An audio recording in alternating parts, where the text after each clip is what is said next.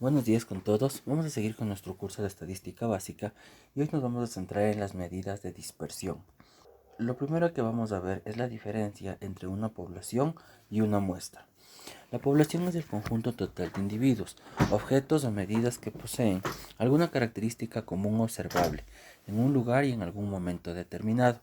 Cuando se vaya a llevar a cabo alguna investigación, debe tenerse en cuenta algunas características esenciales al momento de tomar la población bajo estudio, mientras que la muestra es un subconjunto fielmente representativo de la población.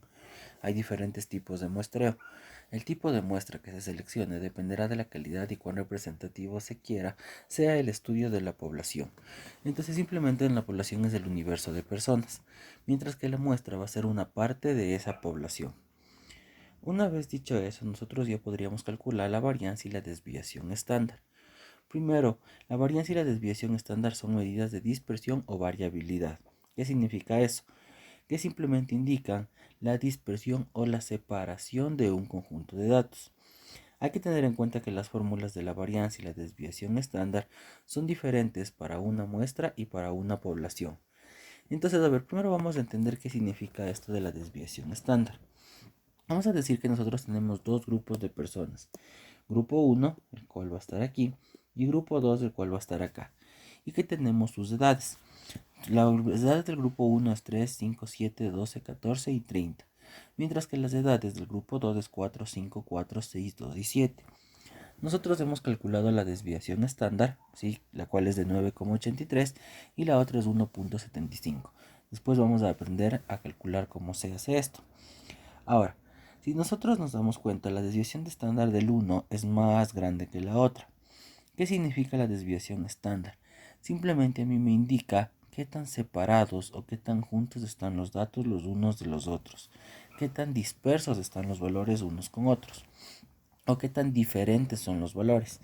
Es decir, si nosotros tomamos el grupo 1 y ponemos un punto por cada una de las edades, que sería el 3, el 5, el 7, el 12, el 14 y el 30, el grupo 1 representa esos puntos en anaranjado.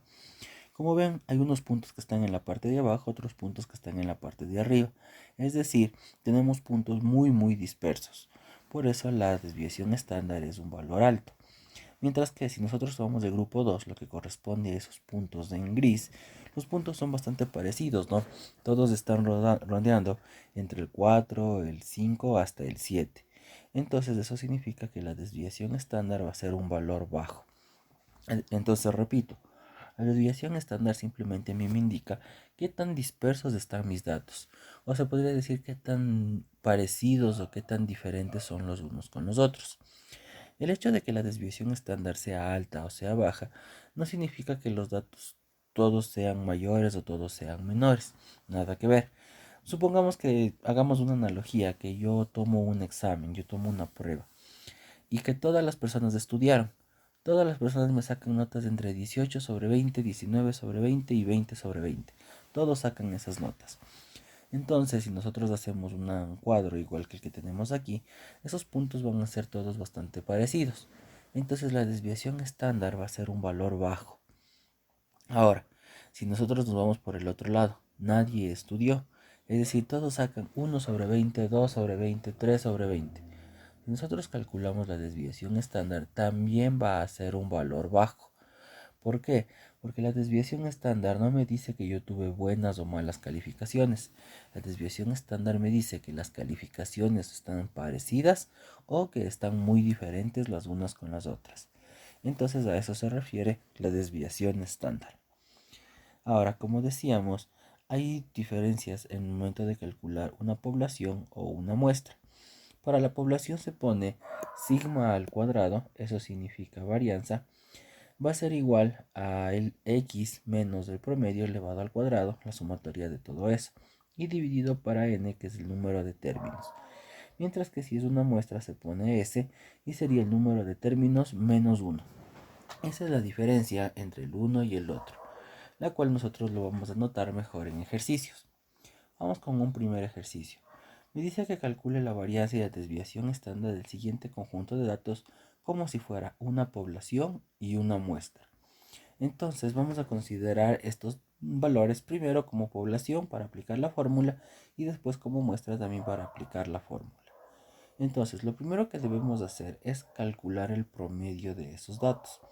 El promedio sería 4 más 3 más 5 más 6 más 8 más 3 dividido para 6 por ser 6 valores, lo cual me va a dar 4.83.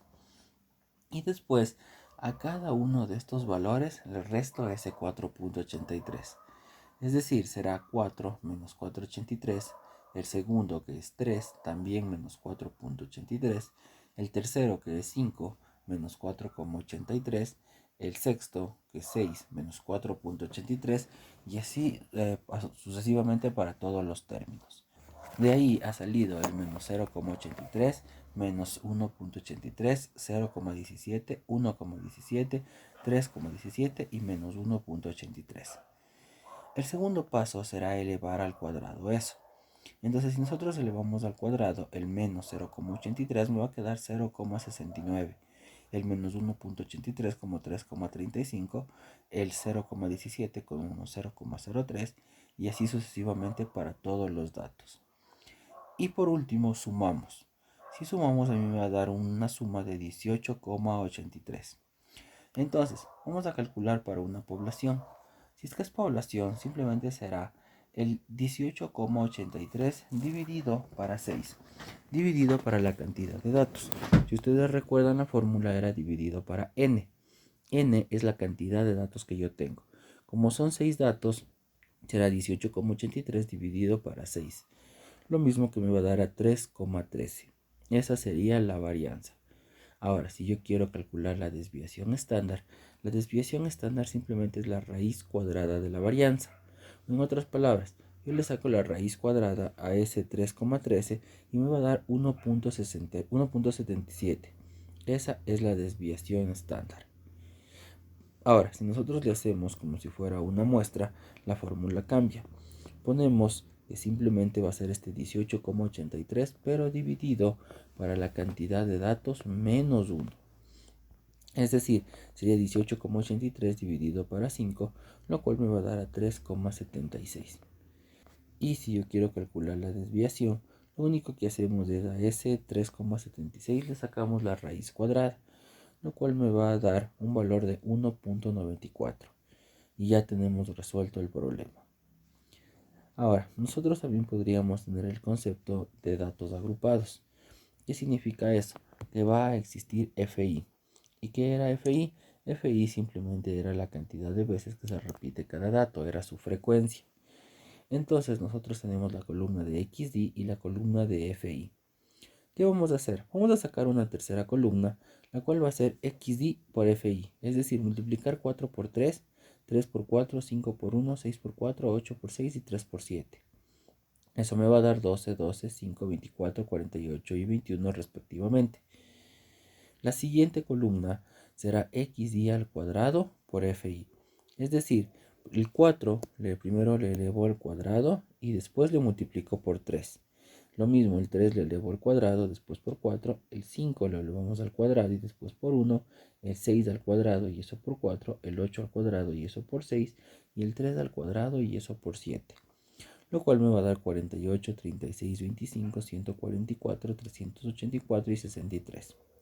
Y vamos a sumar fi, xy por fi y xy al cuadrado por fi, lo cual me va a dar 25, 122 y 700.